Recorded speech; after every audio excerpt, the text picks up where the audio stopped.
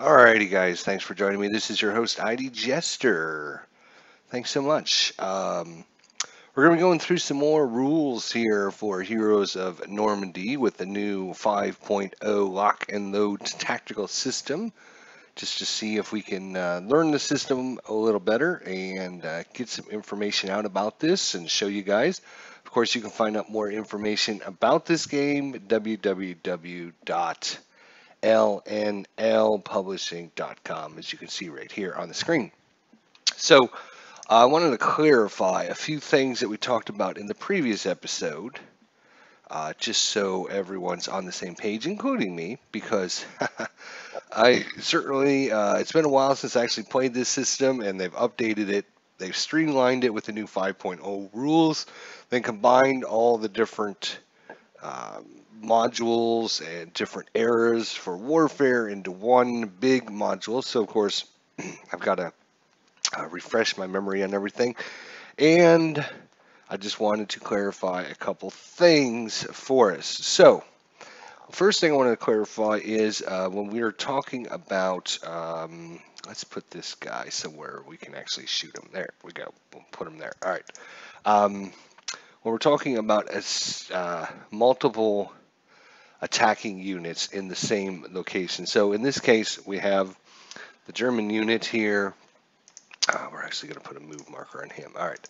We have, go ahead, pop up sometime today, please. There. Come on. There you go. All right. So you have Lieutenant Passman. Yeah, sure. We'll go with Passman. All right. He's got several squads in there. Full squads with a couple MG34 support weapons as well. So we talked about the fact that when a leader leads the fire group, you choose one unit as your lead firer. In this case, if we're going from top of the stack to the bottom of the stack, Lieutenant Palson would be on the top, and the unit right next to him would be, right underneath him, etc., etc. So we'll assume the guy in the middle there, the 164, with the MG34, you always put the weapons underneath the unit that actually has it. So the second machine gun, let's kind of operate this stack, and maybe it'll make it a little easier for us here. So you have our leader, then we have a squad here that doesn't have an MG34. Then we have a squad with an MG34. And we have another squad with an MG34. So we'll call this Unit A, we'll call this Unit B, and we'll call this Unit C. So let me put them all back now. So Unit A is at the bottom. No, we'll go from top to bottom. There we go. So that'll be Unit C. And then we got Unit B. Then we got Unit A. And then, of course, we have our leader. All right. Oxbellis, way off topic, but check us out when you get a chance. All right, what am I supposed to check out? So we have Unit A, B, and C, so we're going to use Unit B with the MG34 as our lead unit. So we get full firepower from our unit and his machine gun, so that's going to be a total of 3 firepower. Then, as we talked about yesterday, each of your remaining squads or half squads add half their firepower to it. So Unit A would give you 0.5 firepower, and Unit C would also give you 0.5 firepower. What I did not mention is that all of your support weapons that use the direct fire table add their entire firepower to it, so that you can see that our squad there all the way to the left, Unit C, is going to add half firepower from his 1 firepower, but he will use the full firepower of his MG34 for 2 firepower. So Unit A, which is all the way to the right, gives us half a firepower. Unit B gives us 3 firepower. And Unit C gives us 2.5. So if we add all that up, it would be 2, 3, 4, 5, 6 firepower. And then we would get a 1 bonus because of the leader. So that is a huge, huge stack, 7 firepower. which in this game, as you can see, is quite a lot. So I just wanted to clarify that your multi-man counters, whether they're half squads or full squads, give half firepower except for the lead unit, but all of their support weapons give all of their firepower. So just want to clarify that. Another thing I wanted to clarify is the fact that we talked about double time. So if we look at this unit here, he's got a movement value of 4, as you can see over there. This unit cannot double time. To double time, you need to be stacked with a good order leader to double time. So I didn't specifically talk about that yesterday, but a multi-man counter, as we look at this stack here with, who is this guy? Come on, pop up. Sergeant Bauman, probably Bauman. All right, so if Sergeant Bauman activates his squad with him, the squad that's with him can then get double time movement because he's moving with a good order leader. Again, a good order leader is one that's not shaken. And it has to move with the leader the whole impulse as well. So if this leader activated and also activated this guy could not double time, but this guy with this leader could. Basically allows the units, because most of them have, as you can see, movement factors of 4. It allows the units to keep up with the leaders, because you can see the leader actually has 6 movement points. So we'll double time this guy, and 1, 2, 3, 4, 5, 6, just like that, if we wanted to do something like that with the double time. There is no penalty for double timing, so there's no no extra result when somebody shoots at you or anything like that. It just allows the units to double time, keep up with the leaders, basically, because the leaders have more movement points than most of the squads out there. If this guy had also activated during this impulse, he could only he could either low crawl or he could do his regular movement. So 4, 1, 2, 3, 4. So he could not double time. So just wanted to clarify that because we talked about double timing yesterday. Chat does not allow links to be posted. No, it does not. Sorry, man. There's good reason for that.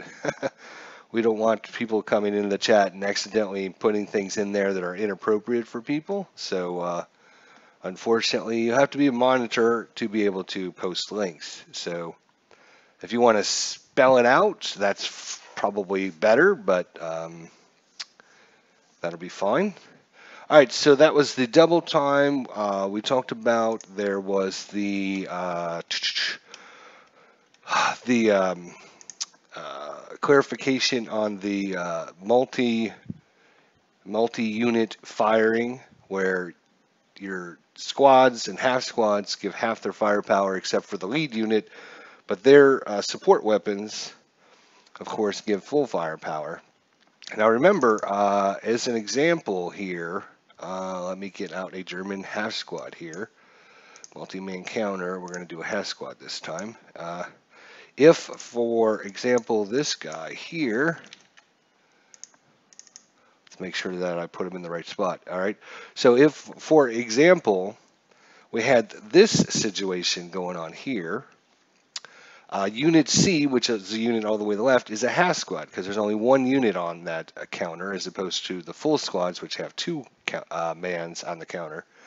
Remember, a half squad can either choose to use his inherent firepower of 1 or use his support weapon. So in this case, if we had a fire group, we would choose Unit B with his 1 firepower and his submachine gun MG34 for 3 firepower. The Unit A, which is all the way to the right, would give us half a firepower, half a point of firepower. So that's, what are we up to? 3.5. And then Unit A, which is all the way to the left, could either choose to shoot the machine gun at 2 firepower or choose to use his inherent firepower at half value. So he would either give us a half a point or 2 points. So obviously, you're going to choose the 2 points to use the MG34, but we don't get the half point from the half squad. He cannot contribute at all in this situation. So we get a total of 3, 4, 5.5, which of course we talked about yesterday. In rounding, you round everything up in lock and load system, except for the one exception we'll go over later on. It's a vehicle rule, which we'll talk about when we get to vehicles, but just always assume you're going to round everything up. So 5.5 firepower is going to round up to 6, and then we're going to get a leader bonus of 1. So we're going to be up to 7 firepower, even though we went from a full squad to a half squad. So just wanted to bring that up. We talked about the double temp. Oh yes, the other most important thing is when you actually fire at a hex. I wasn't for 100% sure if all the units in the hex are attacked at one time. So Oxbellis says the Blitz.org has squad battles, which check out and their forums, the firing line / squad battles versus next squad battles updates. So guys, check that out if you're interested. The Blitz.org has squad battles. Check out the forums. The firing line squad battles versus the new squad battle updates. So it should be interesting to check that out. Oh, squad battles. I'm going to have to do that. I'll tell you what, Oxbellis. I am actually, if you don't mind, I am going to make you a moderator. There you go. You are now a moderator for my channel, so you will be able to actually now add a link in there. If you type something in the chat right now, it should show a little wrench next to your name. So test that out for me. Make sure that you are now a moderator. And then if you wouldn't mind putting a link in, that would be awesome for us. So those people that want to check that out, they could do that. If you could do that for me, that would be super good, super awesome. Thank you. So back to what we were doing. So yeah, I wasn't 100% sure if when you target a enemy hex, if all units in that hex have to make a morale check. And in fact, you do. So, and that can come into play. For example, if we have this unit here, let me clone one of these guys here. There we go. All right. So if this unit here activates to move, and then decides to move into that hex, and then is opportunity fire, we'll just assume this guy opportunity fires and shoots at that hex. Even though the units that, the only unit that moved in that hex was this one, all the units in that hex will end up taking a morale check, and we would get the +1 bonus for this unit moving, but we would not get the +1 bonus for these guys down here, which we might get to see. So obviously, you want to make sure when you're moving your units around, you know, if you move into a hex with the unit and somebody decides to opportunity fire on it, then everyone in there is going to be taking a morale check. So just wanted to clarify that as well. So if you want to update your knowledge base here inside the game, so we're all on the same page, I think. I was rereading some of the rules again. There's, you know, like all war games out there, there's a little bit of exceptions this, a little bit of exceptions that, blah blah blah.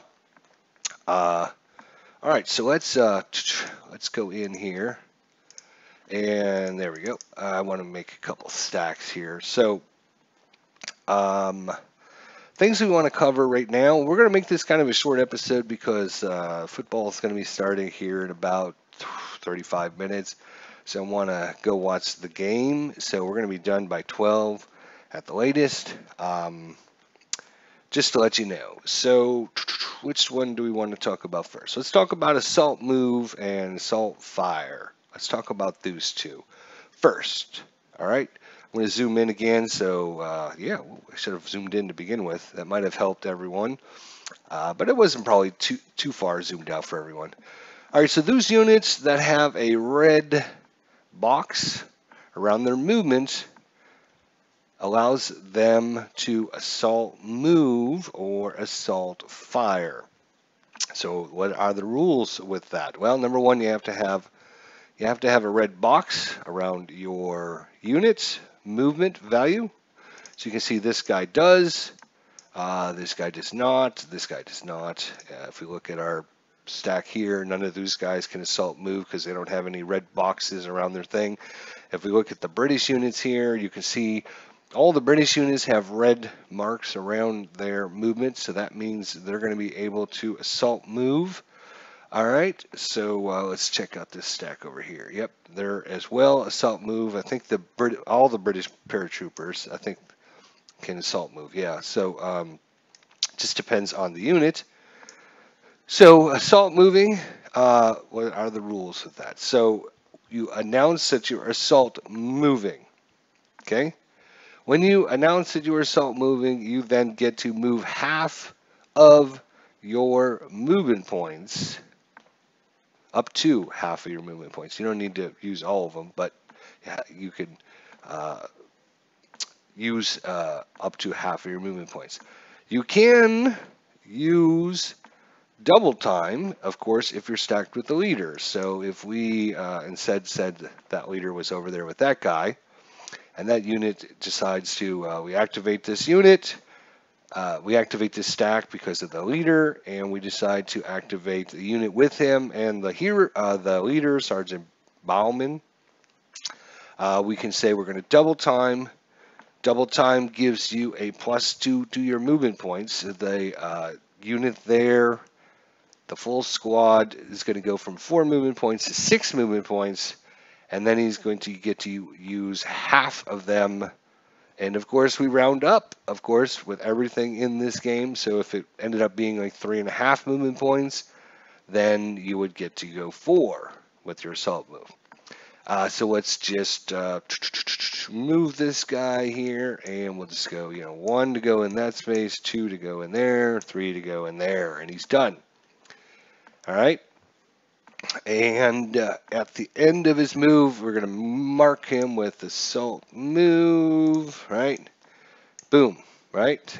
And then you can choose at that point to then fire. Or you can stop your movement anywhere along the way and decide to fire. You don't have to do it. But once you end your movement, you can choose to fire at that point. So at this point, 1, 2, 3. Oh wait, we move 1, 2, 3. No wait, we move 1, 2, 3. What's this guy's movement? He was 6, so yeah, he moved too far actually. He can only move 3 spaces. 1, 2, 3. Okay, there we go. I don't remember where he started. Let's start again because I don't remember where he started. Oh, I moved the units off. That's right. All right. So yeah, I think he was okay. Let's try again. So we're going to double time this unit. Goes up to 6. He gets half, so the 3 movement points. Again, 1, 2, 3. And then he can fire. Boom. You can choose to fire, let's say this hex right there.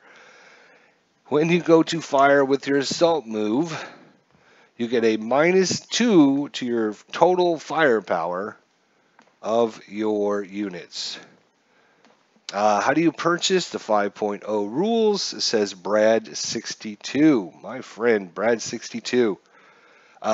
You can purchase a nice book that has the 5.0 rules, but you can also download them for free. Let's see here. I would have to actually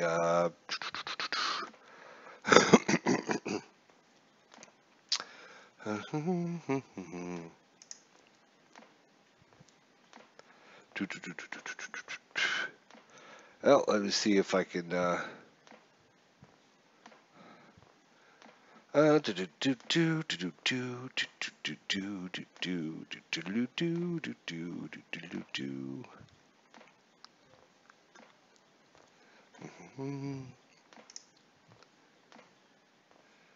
see if I can find it again pretty quick. It's not very like, oh yeah, you can download them from here. Let's see if I can find him again.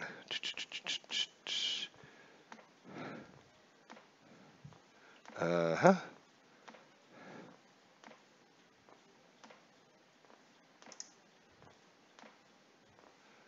I'm trying to find him for you. Hang on a second. Oh my God.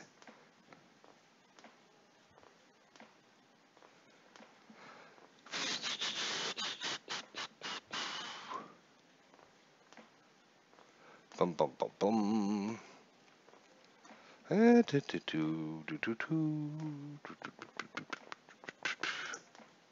don't want to click view. I want to.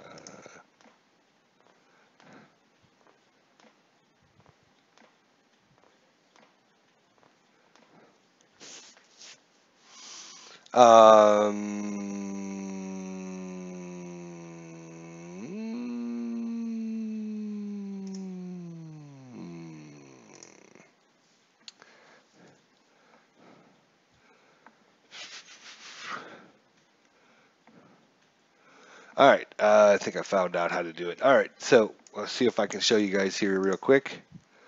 Obviously, we're going to go to the Lock and Load Publishing website, and then let's see if I could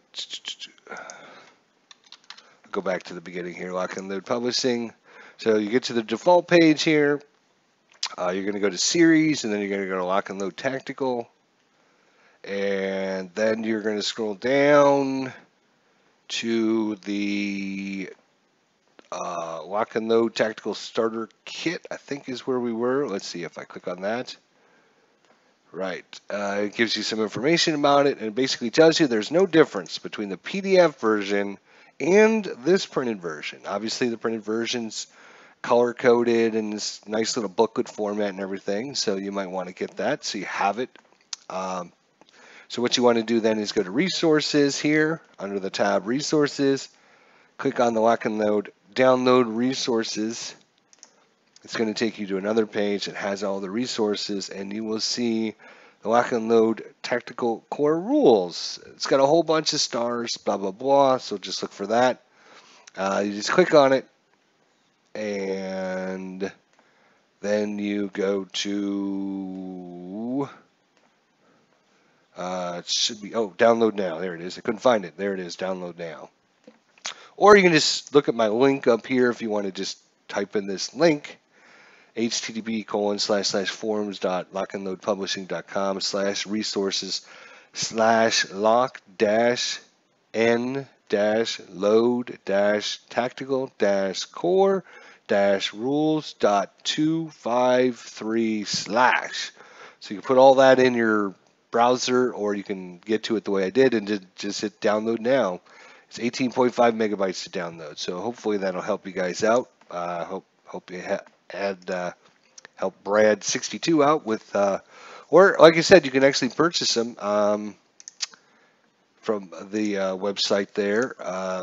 You're again just going to go to the series, the Lock and Load Tactical, and it looks like you have to buy them through the starter kit, but it looks like it's out of stock right now, so you're going to have to wait till it gets back in stock. But they do come with any of the games. So, I mean, if you buy any of the modules, the rules will come with them. So if you want to do, like, if you buy the Heroes of North Africa, you get, let's go into, click on that. Heroes of North Africa. Right. Yeah, there we go. Ooh, awesome. Love it. And you go into components, and it'll show you here all the details of what you get. So you get one color game module rules and scenario booklet. You get the 20 scenarios. You get the core rules system, counter sheets. You get some, it tells you everything you get. So if you buy any of the modules, you can get it, or you can wait till the demo PDF comes, or booklet comes back out. You can buy them, and I think the booklet's like $15, so not bad. All right, so assault move, back to what we were talking about. I get distracted. All these people asking questions. So when the unit moves, he gets half his firepower. You can, like I said, decide to double time if you're with the leader. If you're not with the leader, then you can't double time. So this unit here, if you decided to assault move, you'd only have 2 movement points, right? And then you can stop anywhere along the line and decide to fire. You do not have to, which is very important that you know. You can move and then stop your move, and then in a later impulse, you could then fire. So you do have some choices to make. Do you want to fire now? Do you want to wait till later? Whatever. But it would be another impulse. And if we'll just assume that this guy moved up and then he wanted to fire, again, you get -2 to your firepower here when you go to shoot. So if we look at this, our squad gives us 2 firepower. Our MG34 gives us 2 firepower. We get a -2 to that because we're assault firing. So our total would be 2 plus 2 is 4, -2 is 2. So 2 firepower, and then we would get the leader bonus of +1. So we would have a total of 3 firepower if we assault moved with this squad and the leader. And then, of course, you would do your attack. So the thing about assault move is that, again, when you activate your unit to assault move, I could just go 1, 2, and then stop and fire. I don't have to go my full movement points or, anything like that. And I can't exceed my movement points. And then I could fire if I wanted to from that spot. Or I could, finish my move. And once you're done with your move, you can then decide, yes, I want to immediately fire. Or you might say, no, I am going to hold off on my fire. And at that point, you would just wait until a later impulse, and then you can activate these guys to fire again. And then once they did fire, I would put a fire marker on them so let them know that, okay, this unit has now assault moved and he's done fired. So, so that's pretty much it. So the rules pretty much with assault fire are you move, then you fire. You don't have to move your full movement points. You can if you're stacked with the leader double time. You get a penalty of only half your movement points, of course, rounded up. And you get a -2 to your total firepower. And also, if we look at, say, let's see if I've got access to support weapon here. All right, bazooka. So if we look at the bazooka, let's say we had an American squad here.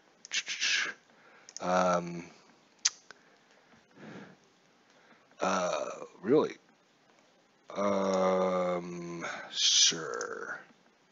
Let's put out a couple of these guys here. All right.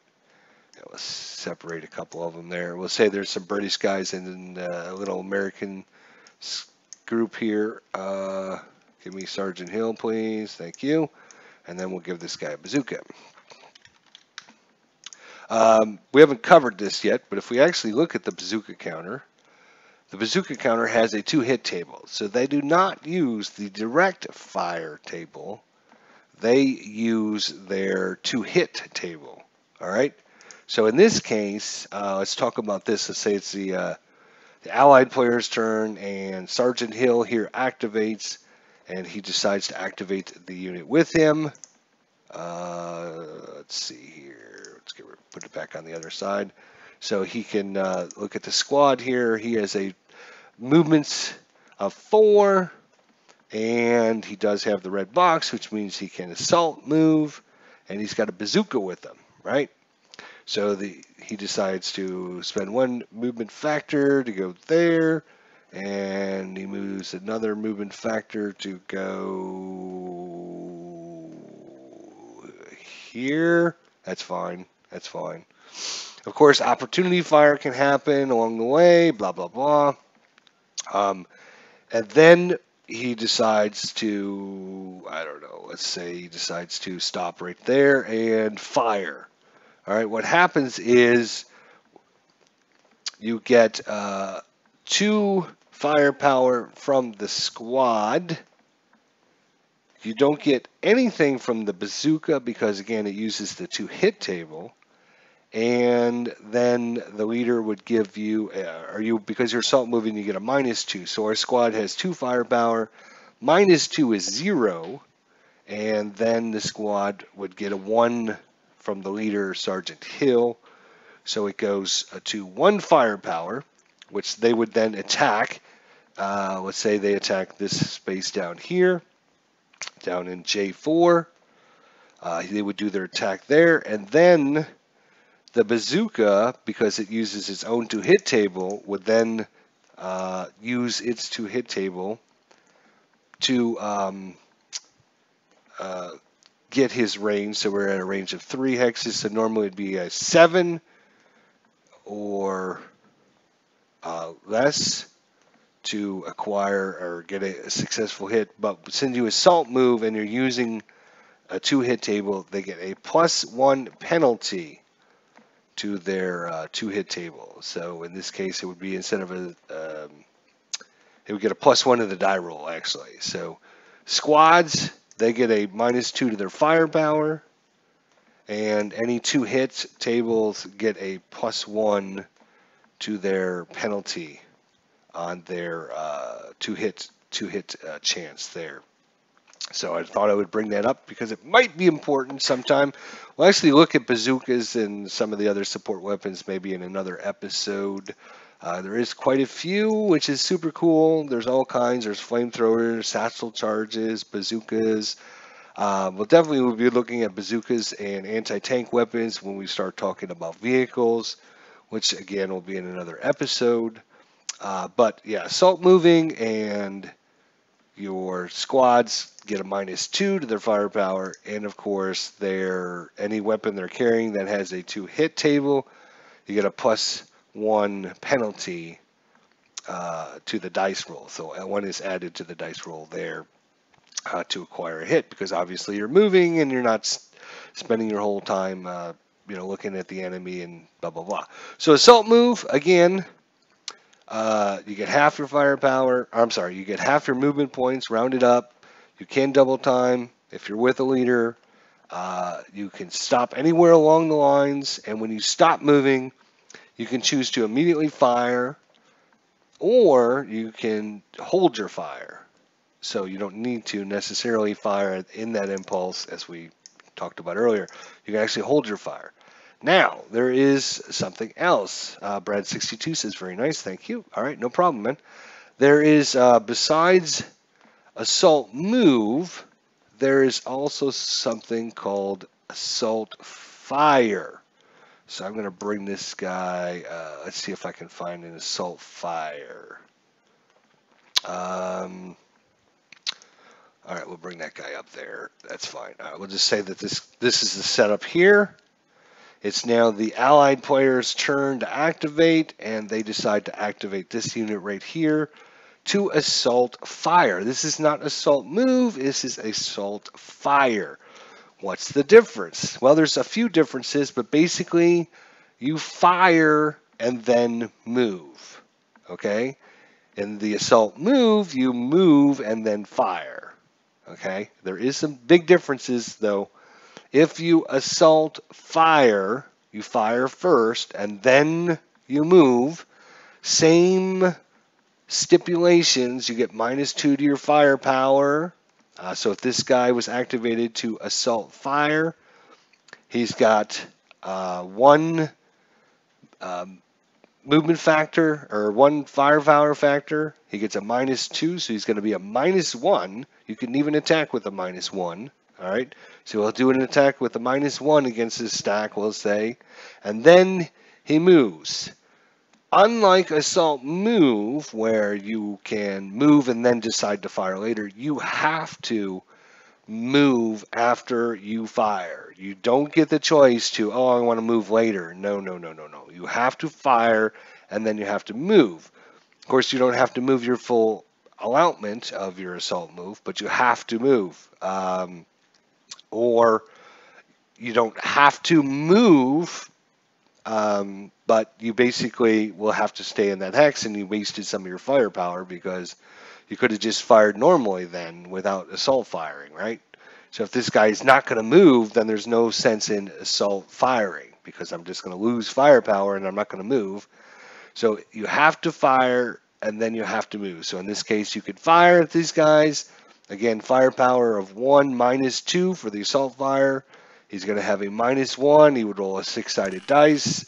He would end up with a total of 2 firepower, and then these guys would all resist the attack. Let's see here. The leader is so let's see, they are in a clear hex, right? So they get no defensive modifiers whatsoever. They've assault moves, so this guy actually gets a +1 to his attack. So actually, he gets a total of 3 -1 for the assault move, and then +1 because he's firing at a target that has an assault move or a move counter on it. So he gets a +1 for that. So he's going to end up actually getting a 3 total. So these guys would then resist this. Leader, or I'm sorry, they're in clear hex. So then the leader would roll. He rolls a 4. So he's 5. Or 4 is the defensive value. The offensive value was a 3. So in this case, no effect on his attack. Then this guy has 2 movement factors. Again, half your movement factors rounded down. So he has 2 movement points. He could spend 2 to move there. He could spend, 2 to move 1, 2, which is, kind of a good move. You shoot and then get the hell out of there so they can't hit you. But you have to assault, you have to fire, and then you have to move. You don't have to move your whole allotment, but you have to move. So again, he does his fire, and then he might spend 1 movement point to move there, and then he might end his turn. There are several other differences in this. When you fire and then move out of the hex, you leave behind a spotted marker in the hex that you left. And even though there is no one in the hex, because again, this turn that we're going through, that we're activating all our units, it represents 2 to 4 minutes of real time. So it's not like this guy moves, and then this guy moves, and then this guy moves, and then this guy fires, and then this guy fires, and then this guy moves, and then this guy fires, back and forth. It's all basically happening at the same time over a 2 to 4 minute period. So when your unit fires and moves out of the hex, you're going to leave a spotted counter in there because he fired when he was in there, right? So that hex is spotted because we know someone shot from that hex. And it doesn't matter if there's anyone in that hex or not. It stays there until the end of the turn. Unlike a lot of the other spotted counters, if something comes up, it might remove that counter. But if you assault fire, if you assault fire, yes, if you assault fire, then it'll actually leave the spotted counter in that hex. Unlike the assault move, notice we didn't leave anything in the hex where we started from our assault move. Back here, we didn't leave anything. So there's some differences in assault move and assault fire. This will also come into play if, for example, let's say we have another American in there, or maybe a couple Americans in there. When you move that unit out, remember that hexes are spotted, not units. So if this guy fires and then an assault moves out of there, right? 1, 2, he goes into go 1, 2. That hex has been spotted. So the Americans who haven't done anything at all, they've just been sitting there hunkered down in the building. They are going to be automatically spotted because the British player had fired from that hex. So you have to think, once again, it's a little bit of strategy and where you position your units, when you activate certain things. So obviously, if this is the setup, I might want to move the Americans, activate the Americans first to get them out of that hex, and then activate this guy, because then once he does his assault fire and leaves his spotted counter in there, it's not going to affect our Americans that way. So, and again, you have to fire and you have to move. You can't wait till later activation to move. So you have to complete your whole assault move assault fire. You still, I believe there is not an assault fire marker. I think you still just use the assault move marker because this is kind of a newer rule that's been added in there. So Brad62 says he bought this game about a year and a half ago, and I've been done nothing with it. I like the lock and load system. I've been pining for a Pacific and Vietnam versions. Absolutely. Great addition. You need to, once we get through this, hopefully you'll understand the rules, you'll understand some complexity, you understand how the flow of game goes, and hopefully you'll get that sucker out and start playing it, and hopefully it'll inspire you to buy some more modules and check them out.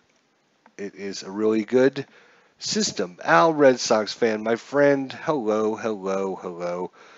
Check out Al, Red Sox fan. He did a awesome live stream last night. If you're not familiar with Al, Red Sox fan, and his channel, definitely check it out. He does this chat with Al thing, and he brings on some of his different subscribers. Although, you know, he hasn't brought me in or anything. We won't hold that against him. But he brings in some of his subscribers, and they chat about different things. And it was an awesome, awesome episode because the there was just so much good information. They were just having such a good time, and so I would highly recommend just checking out Al, Red Sox fan, and see if you can check his channel out. He does a lot of good sports sims, but they'll talk about anything during Chat with Al. So check out his Chat with Al channel. He does a really good job with that, and they're always talking about interesting things. It doesn't necessarily have to be about sports.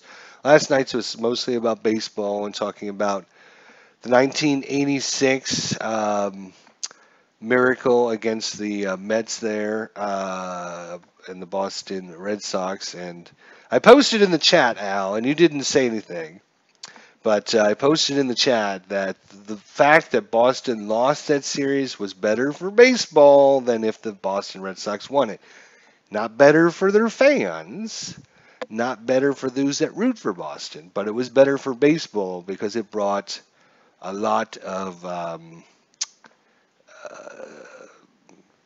it kept baseball in the news, and it talked about, you know, all the different, is Boston ever going to win? And oh my God, they've been so close. If Boston would have won the World Series, who cares at that point? You know, no one cares. And even Al, Red Sox fan, says, yes, it was good for baseball. I know it's hard on the Boston. I mean, you know, if the Cardinals, you know, fortunately, in 2011 Cardinals, you know, if they would have lost on that last, you know, that last strike that David Freese ended up hitting in Game 6, and they would have lost that game, then you know, it's easier to say, it's easier to say it because, you know, I'm a Cardinals fan. And it's easier for me to go, oh yeah, it would have been better if the Texas Rangers would have won the World Series instead of the St. Louis Cardinals. And I would have been like, hell no, it's not. Hell no, screw you. It was not better. So yeah, I trust me, I understand your pain, my friend. But anyways, back to this. We're gonna be pretty much. I was hoping to get through some Melee. But unfortunately, I'm not because football starts here in about 5 minutes, and we're going to go set up and get ready for the big Ohio State game. Go Buckeyes! Yep, go Buckeyes. And we actually have it on the TV here, down here in Florida, so I'm going to be watching that. So we'll have to look at Melee in another episode. But things we covered about today. Double time, you need to be with the leader. There's no extra penalties, so I would not ever see why you would not double time with your units that are stacked with the leader. Only those units that move with the leader, the whole impulse, can activate and get double time. We talked about the fact that when you fire at a hex, all the units in the hex must make a morale check. And then we talked about assault moving and assault firing and the differences between those. If you're interested in checking out the rule book, we showed you how to get the rule book and, of course, download the PDF. This is rule number 6.1 is assault move and assault fire. If you're interested, you can check out the rules for yourself and read them over. So appreciate everyone stopping out and spending a few minutes. We'll be back later today once the football game's over and hopefully cover melee. I'm trying to cover all the rules associated with infantry and support weapons before we start an actual scenario, so that way I don't have to cover them when we actually play the scenario. So we got to talk about melee because melee will be important. So we'll talk about that and maybe a couple other minor rules in the next episode. Al Red Sox fan, check out his channel. Does a great job. Ron Guitry was his host last night, and he did a wonderful job. And Ron is very, very knowledgeable and has some insight into a lot of baseball. And so check out Al Red Sox fan. Brad62.